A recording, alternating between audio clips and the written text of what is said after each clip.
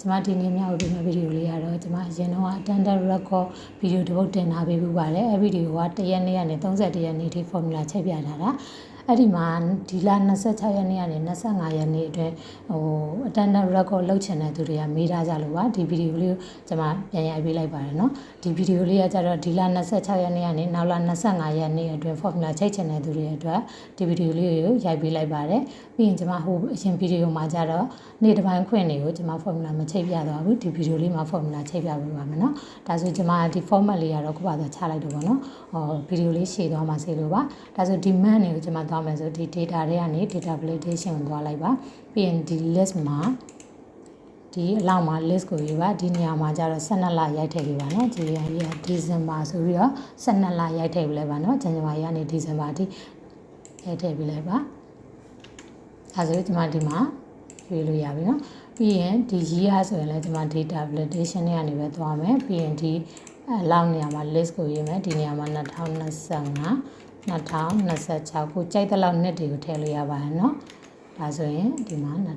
2026ပြီးရင်ကျွန်မ start date တွေကိုရိုက်ပါမယ် start date ကိုရိုက်မယ်ဆိုရင်ကျွန်မ date function နဲ့သွားပါမယ်เนาะ date function မှာ year month date ပါတယ်ဆိုတော့ဒီမှာဒီနှစ်လေးကိုတစ်ချက်နိုင်မယ်ပြီးရင်M1 dash month ပြီးရင်ခွင်းစာဒီ date value နဲ့သွားပါမယ်เนาะ date value နဲ့သွားမယ်ပြီးရင် month ကိုရေးမယ်ပြီးရင် comma double quote ထဲမှာ1ကိုရေးပါမယ်เนาะ1ကိုနိုင်မယ်ပြီးရင် -1 ဒီညမှာ sorry ပေါ်မှာမဟုတ်ပါဘူးเนาะ and sign လေးထည့်ရပါမယ်ပြီးရင်ဒီ -1 ထည့်ခြင်းဒီကျွန်မဘာလို့ -1 ထည့်လဲဆိုရှေ့တစ်လလို့ကျွန်တော်မလို့ကျွန်မ -1 ထည့်တာပြီးရင်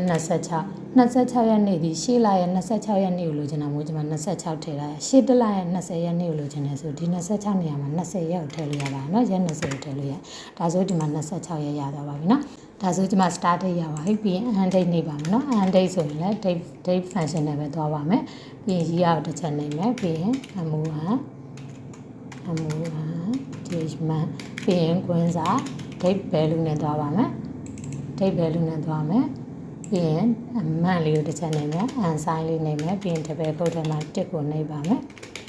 ပြီးရင် comma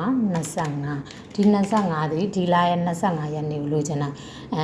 ဒီလရဲ့20ရက်နေ့ကိုလိုချင်ရင်ဒီ25နေရာမှာ20ဆိုပြီးထည့်လိုက်ပြရပါတယ်เนาะဒါဆိုဒီမှာ26ရက်ဒီဇင်ဘာ26ရက်နေ့ကနေဇန်နဝါရီ25ရက်နေ့အတွင်းရပါပြီပေါ့เนาะဒါဆိုဒီမှာကိုကြိုက်တဲ့လတွေကိုရွေးလို့ရတယ်ဒီမှာတစ်လပိုင်း26ရက်နေ့ကနေ2လပိုင်း25ရက်နေ့အတွင်းပေါ့เนาะဒါဆိုကိုကြိုက်တဲ့လလေးတွေကိုရွေးချယ်လို့ရပါပြီเนาะဒါဆို start date နဲ့ end date ရမယ်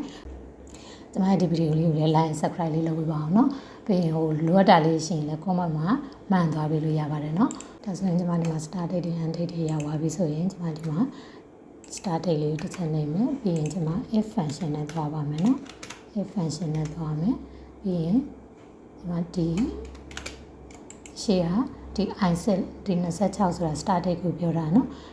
ဒီဟာလေးကိုတစ်ချက်နေမယ်ပြီးရင် left than ဒီ left than ဒီ start date ဒီ end date ထက်ငယ်နေမယ်ဆိုရင်ဒီ end date လေးကိုတော့ a4 key နဲ့ lock ခတ်ခဲ့ပါနော်ဒီ i set ကိုကျမတို့ကတစ်ပေါင်းသွားပေးပါမယ်နော်ဒီ start date ဒီ end date ထက်ငယ်နေမယ်ဆိုရင် start date ကိုကျမတို့တစ်ပေါင်းသွားပေးပါမယ်ဒါဆိုဒီပုံစံလေးရပါပြီဒီကိုဆွဲလိုက်မယ်ဒါဆို25ရက်နေ့ထိရပါပြီဒါဆိုဒီ26ရက်နေ့ဒီဘယ်နေ့တွေလဲသိအောင်လို့ကျွန်တော် tab function နဲ့သွားပါမယ်เนาะဒီ hd tab function နဲ့သွားမယ်ခွင်းစာပြီးရင်ဒါလေးတစ်ချက်နေမယ်ပြီးရင် comma ဒီ double quote ထဲမှာဒီ3လုံးရိုက်ထည့်ပါเนาะပြီးရင်ခွင်းပေးလိုက်ဒါဆိုဒါလေးကိုဆွဲလိုက်ဒီပုံစံလေးရသွားပြီပေါ့နော်ဒါဆိုကျွန်မဒါလေးတွေကိုပေါင်ခတ်မယ်ပေါ့နော်ပေါင်ခတ်မယ်ဆိုရင်ကျွန်မဒီ font တွေကနေပြီးတော့ဒီထဲကနေမသွားတော့ဘူးဒီ border တွေကနေမသွားတော့ဘဲနဲ့ conditional formatting တွေကနေပဲကျွန်မသွားတော့မယ်ဒါဆိုကျွန်မဒီမှာ conditional formatting တွေက new ကိုနှိပ်လိုက်မယ်ပေါ့နော် new ကိုနှိပ်လိုက်မယ်ပြီးရင်ကျွန်မ determine with set to format တွေကနေပြီးတော့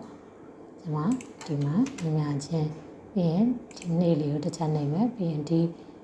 ဒေါ်လာဆိုင်လေးကိုဒီ column လေးကိုအရှင်ထားမှမလို့ဒီ share ဒေါ်လာဆိုင်လေးဖြုတ်မယ်ပြီးရင် less than greater than ပြီးရင် double quote ပြီးရင် format ကိုနိုင်မယ်ပြီးရင်ဒီ border တွေကနေ outline နဲ့တစ်ချက်နိုင်မယ်ပြီးရင် okay ပေးလိုက်ပါ okay ဒါဆိုရင် ဒီမှာဒီပုံစံလေးရသွားပြီဒီမှာဒီ conditional format တဲ့နေရာနေပြီးတော့ဒီ format ချရခြင်းဒီခဏနေပြောပြမယ်နော်ဘာလို့ဒီထက်ကနေသွားလောက်လဲဆိုတော့ဒါဆိုဒီပုံစံလေးရပါပြီဒါဆိုကျွန်မဒီခေါင်းစဉ်လေးတွေကိုဒီ font တွေကနေပြီးတော့ color ရောင်သွားမပေးပဲနဲ့ conditional format တဲ့နေရာနေပဲကျွန်မရောင်သွားပေးမယ် conditional format တဲ့နေရာနေ new ကိုနှိပ်လိုက်ပါပြီးရင် data mine web set to format တွေကနေပြီးတော့ညီမျှခြင်းပြီးရင်ဒါလေးကိုတစ်ချက်နှိပ်မယ်ပြီးရင်ရှေ့က column လေးကိုရှင်းထားမှာမလို့ရှေ့က dollar sign လေးကိုဖြုတ်လိုက်မယ်ပြီးရင် less than greater than ပြီးရင်ဒီမှာ double quote နှစ်ချက်နှိပ်ပါပြီးရင် format တွေကနေကိုကြိုက်တဲ့အဆင်ပြေမဲ့အရောင်လေးကိုရွေးချယ်လိုက်မယ်ဝါရောင်လေးရွေးလိုက်မယ် okay ဒါဆိုဒီမှာရောင်ပေးသွားပြီဒီရောင်လေးဒီထက်ကနေပြီးတော့သွားဖြတ်လို့မရဘူးပေါ့နော်ဒါ conditional format တွေနဲ့ကနေရောင်ပေးခဲ့တာမို့လို့ဒီကနေသွားဖြတ်လို့မရဘူးဒီ font နဲ့ color ဒီ color တွေနဲ့ကနေပြီးတော့သွားဖြတ်လို့မရဘူးပေါ့နော်ဒါဆိုရင်ကျွန်မ Sunday ဖြစ်တဲ့ဟာတွေကိုရောင်ပေးမယ်ဒါဆိုရင် conditional format တွေနဲ့ကနေပဲကျွန်မသွားမယ်ပြီးရင် new ကိုနှိပ်မယ်ပြီးရင်ဒီမှာ data mine with set to format တွေကနေနှိပ်မယ်ပြီးရင်ညီမျှခြင်းကျွန်မဒီမှာဒီနေ့လေးကိုတစ်ချက်နှိပ်မယ်ပြီးရင် column နဲ့ရှင်းထားမှာမလို့ရှေ့ဒေါ်လာဆိုင်လေးဖြုတ်လိုက်မယ်ပြီးရင်ညီမျှခြင်းပြီးရင်as you and sun တပတ်ခုတ်ထဲမှာ sun ဒီပေါ့နော်ပေရဒီနေရာမှာစနေနေ့ထည့်ခြင်းတယ်ဆိုလဲထည့်လို့ရတယ်နော်ဒီပုံစံလေးပဲသွားမှာဒါဆိုအရောင်တရားပြီးလိုက်မယ်ကျွန်မကဒါဆိုဒီမှာ sun လေးတွေရောင်ပြီးသွားပြီပေါ့နော်ဒါလေးလည်းရမယ်နော်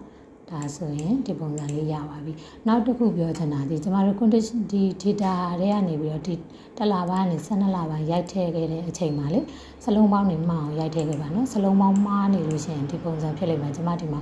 August လကိုစလုံးပေါင်းမှားရိုက်ထားတယ်အဲ့ဒီအတွက်ကြောင့်ဒီလိုဒါတွေပေါ်နေတာပေါ့နော်ဒီ August လကိုဒီလတွေတစ်လချင်းစီကိုမှန်အောင်ရိုက်ထည့်ပါနော်စလုံးပေါင်းမှန်အောင်ရိုက်ထည့်ပါဒါဆိုကျမတစ်လပိုင်းပဲထားလိုက်မယ်ဒါဆိုနောက်တစ်ခုဒီကျမဒီဟာလေးချိန်မယ်ပေါ့နော်ရုံးတက်ရက်တွေကိုကျွန်မဒီမှာ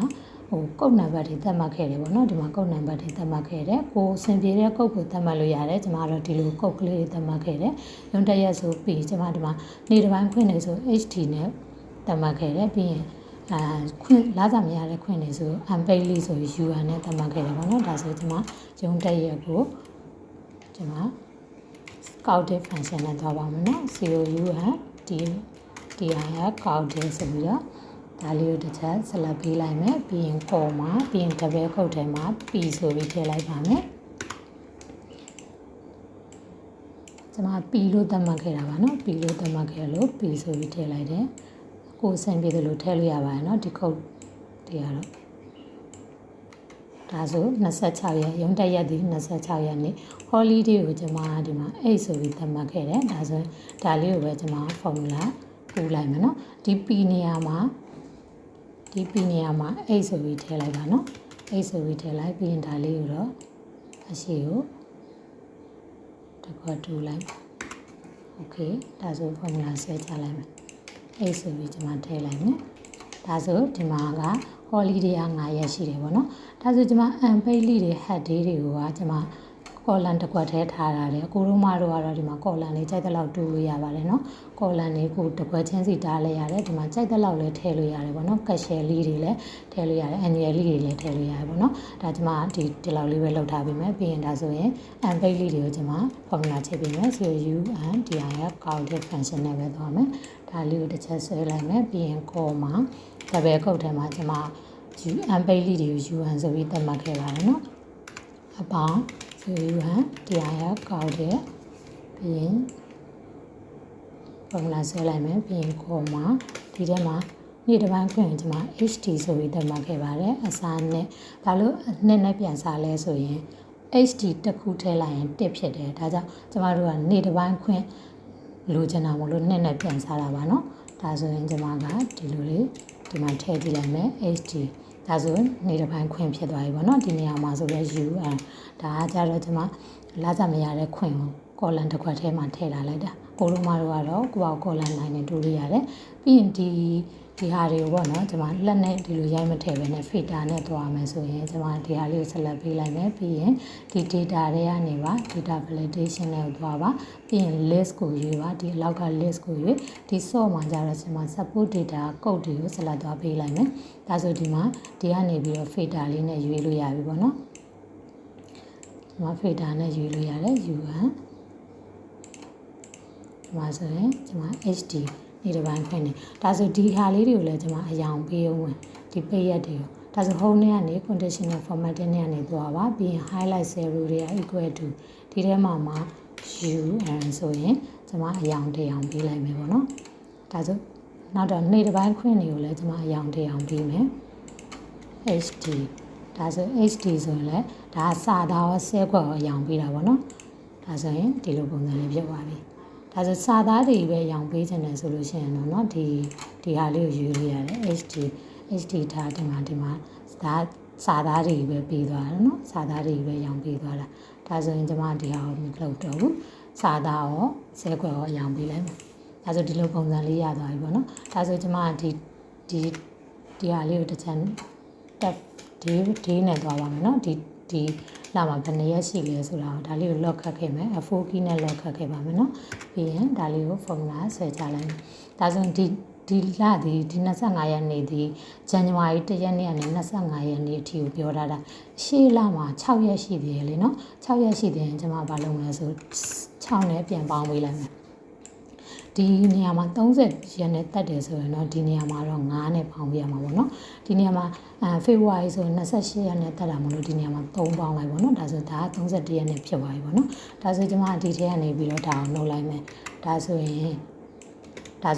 အသက်တင်လာစာရတဲ့ခွင့်တွေပေါ့နော်ဒါအသက်တင်လာစာရတဲ့ရက်တွေပေါ့နော်ဒီလိုမျိုးလေးဒါလုပ်လို့ရပါတယ်နော်နောက်တစ်ခုကဒီတစ်လပြီးတော့နောက်တစ်လကူးကျင်တယ်ဆိုကျွန်မမူတူအန်နဲ့ကူးမယ်ပြီးရင်ဒီမှာဖေဖော်ဝါရီပေါ့2026ဒါဆိုကျွန်မဒီမှာ26ရွေးလိုက်ပေါ့နော်ဒါဆိုဖေဖော်ဝါရီလရွေးဖေဖော်ဝါရီလလည်းဇန်နဝါရီမှာ31ရက်နဲ့တက်တာမို့လို့ဒီမှာ